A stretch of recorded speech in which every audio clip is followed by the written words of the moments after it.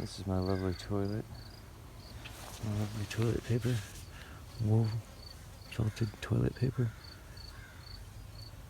Gets UV sanitized.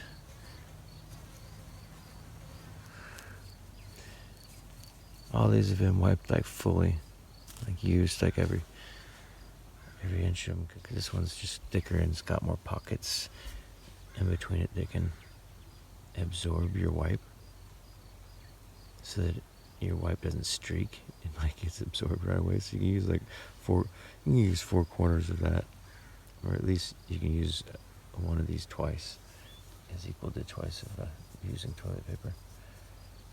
It's crazy. I've reused every single one of these at least 3 times. It's just, they keep bleaching themselves, and I'm realizing that they're not just bleaching themselves and getting cleaner under the sun, but that the poo is drying out and it's crumbling out with the wind, and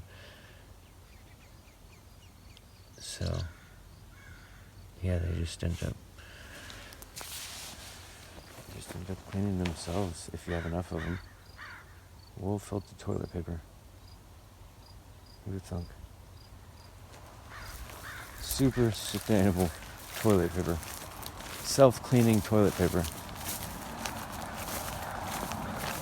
Because the wool itself is pretty, especially with the lanolin left in, like how we felt. That toilet paper, you could cycle that out for 5-10 years before it even starts to break down with the lanolin left in.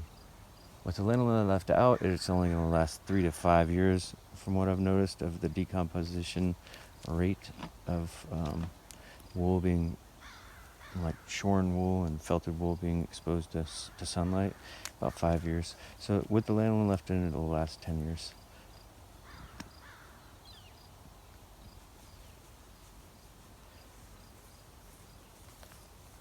DIY toilet paper, folks. I don't need to worry about what's on the shelf.